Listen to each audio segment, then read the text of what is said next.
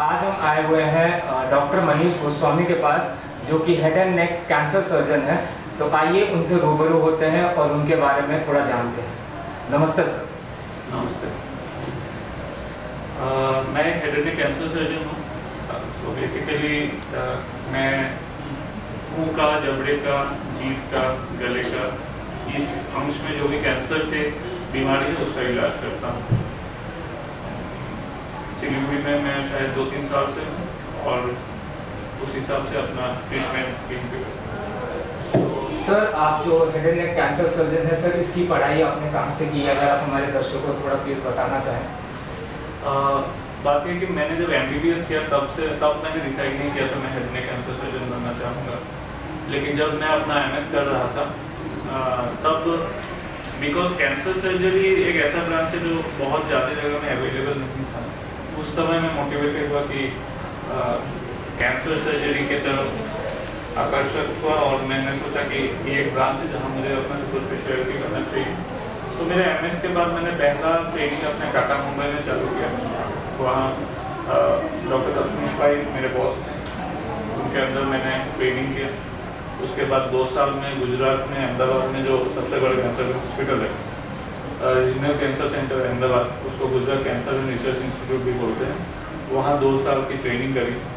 उसके बाद यहाँ आने के बाद मैं मेडिकल कैंसर हॉस्पिटल में head neck surgical oncology department संभालता हूँ और अभी मैं बालाजी हेल्थ केयर के साथ एसोसिएटेड हूँ।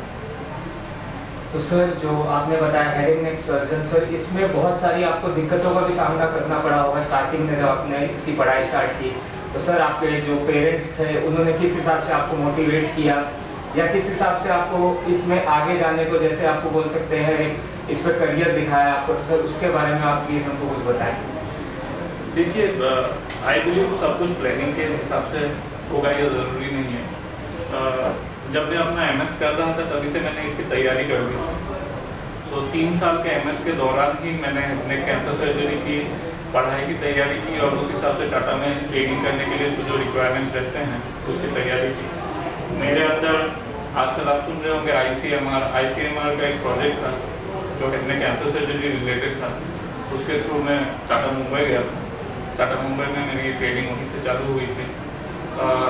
देखिए, during the process of treatment हम लोग अलग अलग सीनियर डॉक्टर्स के टच में आते हैं, हम लोग उनसे सीखते हैं।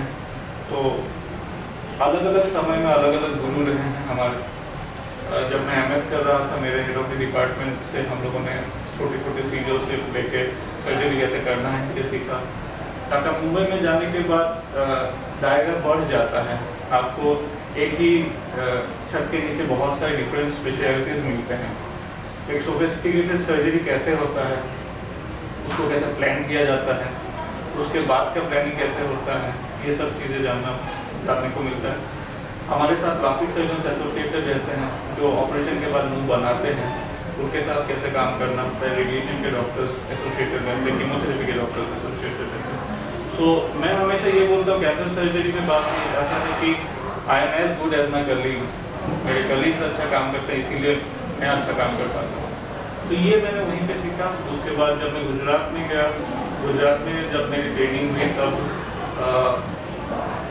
अहमदाबाद जो है उसमें मुंह का कैंसर बहुत कॉमन है बिकॉज ऑफ गुटखा, वहाँ पे मावा बोलते हैं। इसकी वजह से तो हैंड्स ऑन ट्रेनिंग मतलब सर्जिकल स्किल्स जो डेवलप होते हैं वो अहमदाबाद में मैंने सर्जरी करके under guidance of doctor JD Patel and doctor Rajendra Kansali उनके अंदर ट्रेनिंग किया।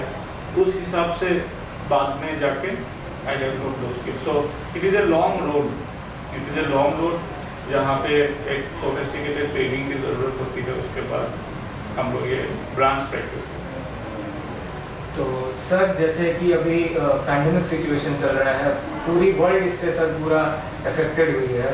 तो सर, ये जो कोरोना क्राइसिस अभी तो बहुत ज़्यादा फैला हुआ है, तो सर इसके बारे में आपकी क्या राय है? इसके बारे में जो अभी काफ़ी लोग इससे परेशान हैं, तो सर इसके आपको हमको थोड़ा बताएं सर इसके बारे में। देखिए, मैं आपको इतना बता पाऊँगा कि हमने क्या किया है। देखिए, जैसे जब कोरोना स्टार्ट हुआ था तो मोटा मोटी मेडिकल सर्विसेज कोरोना की तरफ डेडिकेटेड था, लेकिन उसके वजह से हम दूसरे सर्विसेज बंद नहीं कर सकते। कैंसर का पेशेंट कोरोना रहे या नहीं रहे उसका ट्रीटमेंट चालू रखना पड़ेगा, नेफ्रो का पेशेंट जो डायलिसिस पे तो उसका डायलिसिस चालू करना पड़ेगा। तो हम लोगों ने हमारा ट्रीटमेंट चालू रखा था। मैंने उस समय भी ओपीडी किया, आज भी ओपीडी कर रहा। सर्जिकल केसेस को हम लोगों ने कुछ समय के लिए कीमोथेरेपी के दे के डिले किया था। उसके बाद से वंस द गवर्नमेंट का एक सर्कुलर आ गया था कि प्री ऑपरेटिव हम लोग को कोविड टेस्ट कर लेना है, हम लोग कोविड टेस्ट करा के सर्जरीज कर रहे हैं। Last month we have operated 23 patients. तो cancer can not wait, whether covid रहे या ना रहे, वो जानलेवा बीमारी है।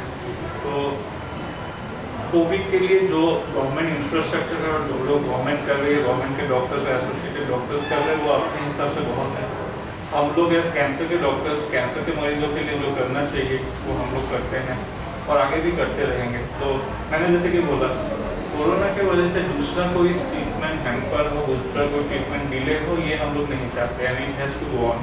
जैसे कि एसेंशियल ट्रीटमेंट जो भी है, कैंसर का हुआ, डायलिसिस का हुआ, मैटरनिटी का ट्रीटमेंट हो गया, स्ट्रोक का ट्रीटमेंट, इसमें या एक्सीडेंट के जो भी ट्रीटमेंट है, कोई भी डॉक्टर वो डिले नहीं करेगा। This things will go on. So now हर कोई बोल रहा है the new time, the new normal, this is the new normal, we will have to live with it. We don't know ये कब खत्म होने वाला है या कभी खत्म होगा कि नहीं।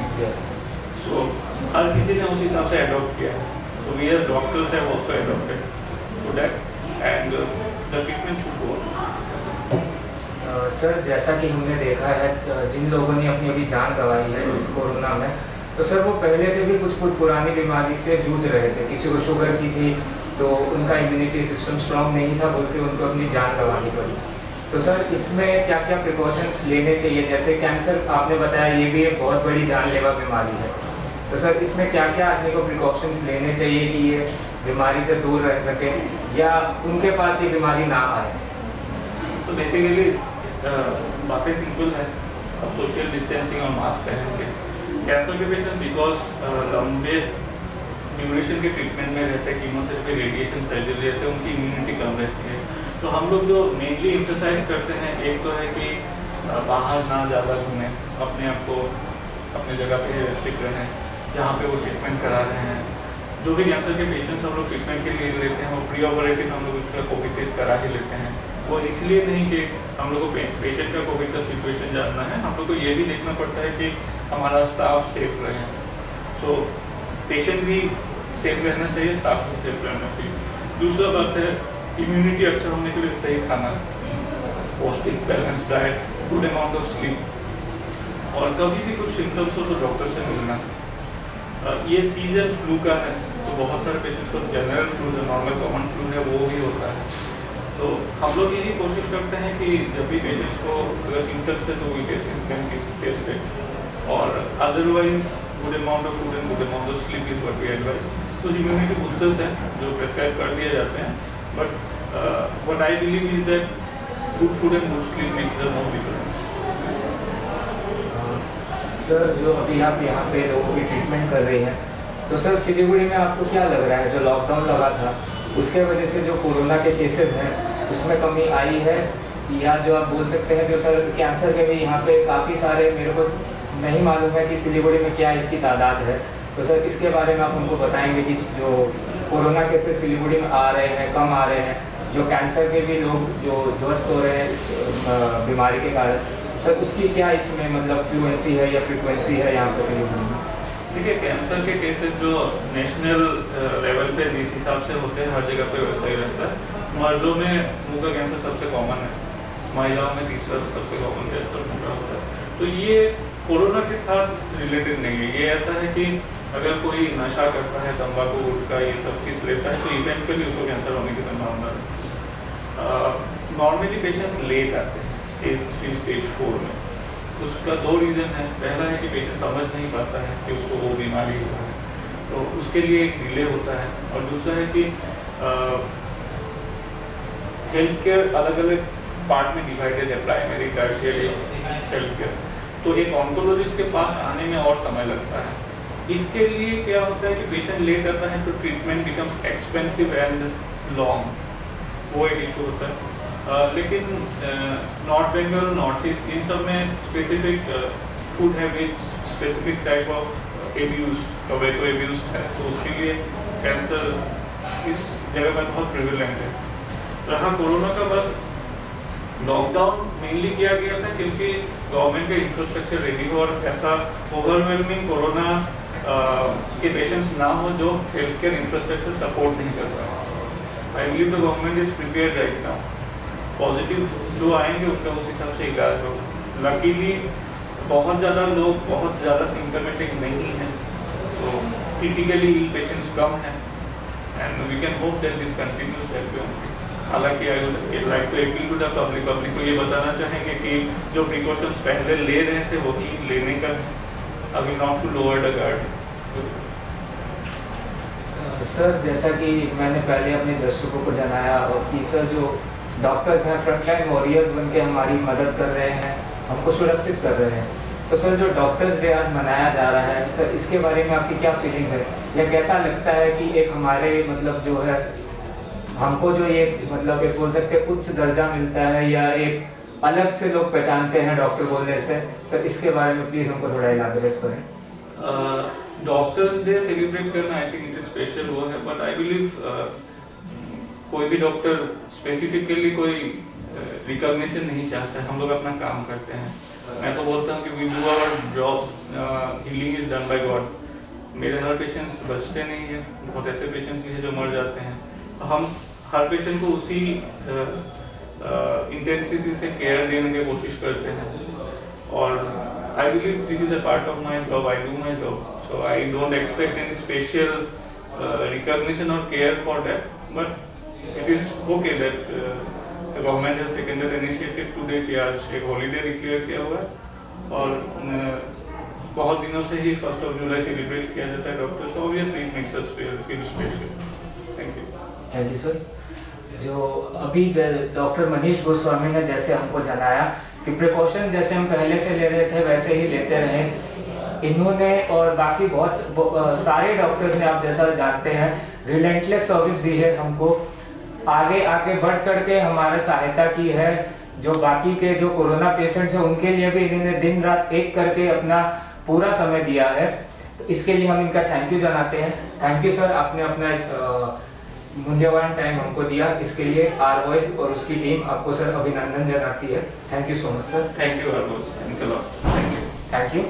तो आगे की न्यूज़ और आगे की जो वर्ल्ड न्यूज़ है उस पर बने रहने के लिए देखते रहिए आर वॉइस। मैं Damanpreet Singh, R Voice news Siliguri.